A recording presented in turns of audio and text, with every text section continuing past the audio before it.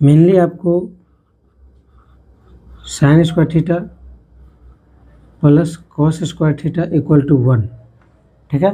और ये लाल कक्का ये हम आएंगे इस पे, ठीक है। उससे पहले हम यहाँ सॉल्व करते हैं। Sine square theta plus cos square theta equal to 1, इसको प्रूफ दो तरीके से हम करते हैं। पहले एक ये तरीका जो कि आपको बुक में भी इसी तरीके से होता है। हमने त्रिभुज ABC माना, ABC राइट एंगल ट्रायंगल मतलब समकोण त्रिभुज। कैसे पहचानेंगे समकोण? क्योंकि ये बीच वाला एंगल 90 डिग्री होता है, 90 डिग्री होता है, ठीक।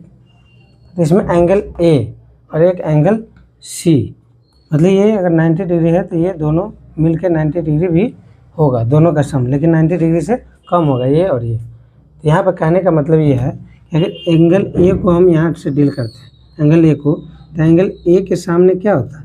लंब। एंगल A के सामने क्या होता है? लंब। इंग्लिश में क्या कहते हैं? परपेंडिकुलर। और जो एंगल के एडजेसेंट मतलब बगल में होता है उसे क्या कहते हैं? बेस। बेस मतलब आधार। और ये हाइपोटेनस ऑलवेज कांस्टेंट होता है, ये हमने शुरू का ही लेक्चर में बता दिया था, ठीक है। तब यहाँ से क्या करना है कि आपको यहाँ पे पाइथागोरस थ्योरम होता है। पाइथागोरस थ्योरम क्या कहता है? पाइथागोरस थ्योरम मतलब प्रमेय। पाइथागोरस प्रमेय कहता है कि आपको, पाइथागोरस थ्योरम कहता है कि कर्ण का अगर स्क्वायर करते हैं तो वो आपको लंब का स्क्वायर प्लस आधार का स्क्वायर इसके बराबर होता है। लंब स्क्वायर प्लस आधार स्क्वायर इक्वल टू कर्ण स्क्वायर। इंग्लिश में हाइपोटेनस का स्क्वायर इक्वल टू परपेंडिकुलर का स्क्वायर प्लस बेस का स्क्वायर। हम यहाँ पे ये फार्मूला यूज करेंगे according to Pythagoras theorem. According to Pythagoras, यहाँ पे लिखते हैं फिर से पाइथागोरस प्रमेय। आप ये नहीं कहिएगा कि क्यों यूज कर रहे हैं, यूज करने का ये क्यों करते हैं वो अभी पता चल जाएगा, क्योंकि यहाँ पे सभी स्क्वायर के टर्म में है, इसीलिए ये फार्मूला यूज होता है, ठीक है। अब यहाँ पे देखिए एंगल A के अनुसार ये परपेंडिकुलर हो गया, ये बेस हो गया, ये कर्ण हो गया। तो यहाँ पर पाइथागोरस थ्योरम जब लगेगा तो लंब स्क्वायर मतलब P का स्क्वायर प्लस जब ये बेस का स्क्वायर आधार का स्क्वायर प्लस ये कर्ण मतलब हाइपोटेनस, ठीक है। तो हाइपोटेनस का स्क्वायर, ठीक है। ये आपको पाइथागोरस थ्योरम कहता है। अब इसमें एंगल A को लेके चलेंगे, एंगल A को लेके चलेंगे। एंगल A के अनुसार ये परपेंडिकुलर, बेस और हाइपोटेनस, ठीक है। अब ये परपेंडिकुलर जो है P, ये P का मान क्या है? BC। P का मान क्या है? BC, मतलब ये BC का स्क्वायर हो गया प्लस ये B क्या है? बेस क्या है? AB है, ये पूरा है ना AB, तो ये हो गया आपको AB का स्क्वायर बराबर H क्या है? H जो है AC का स्क्वायर है। H क्या है? ये AC का स्क्वायर है। ये अकॉर्डिंग टू पाइथागोरस थ्योरम हमने जिसका जो मान था वो फिट किया। अब क्या करेंगे? अब क्या करेंगे? ये बोथ साइड, दोनों साइड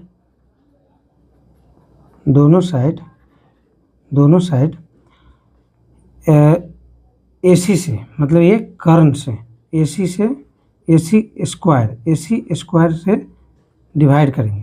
क्या करेंगे? डिवाइड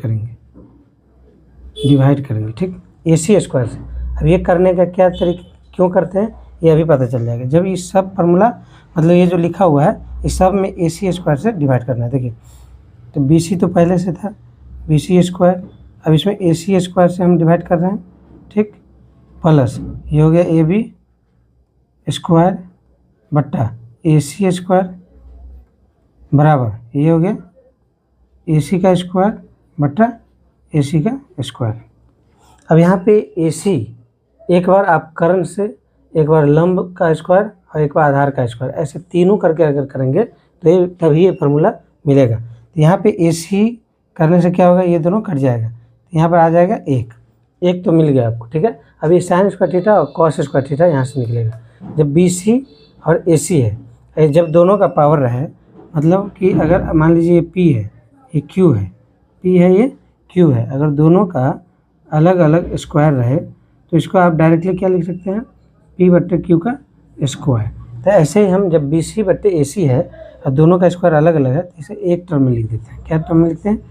मतलब ये BC बट्टा AC का स्क्वायर प्लस ये AB स्क्वायर बट्टा AC स्क्वायर, AB बट्टा AC, इसका होल स्क्वायर हम कर रहे हैं बराबर, ये एक आया था। ठीक, अब यहाँ पे आपको लाल कक्का जो फार्मूला हमने बताया था वो अब यहाँ फिट बैठेगा। देखिए अब क्या कह रहा है BC, यहाँ पे BC क्या है, BC आपको यहाँ पे क्या है, BC क्या है, परपेंडिकुलर। ठीक है, परपेंडिकुलर, BC क्या है, परपेंडिकुलर। ठीक है, परपेंडिकुलर मतलब लंब, इसे लंब हम बोलते हैं। ठीक है, लंब बट्टा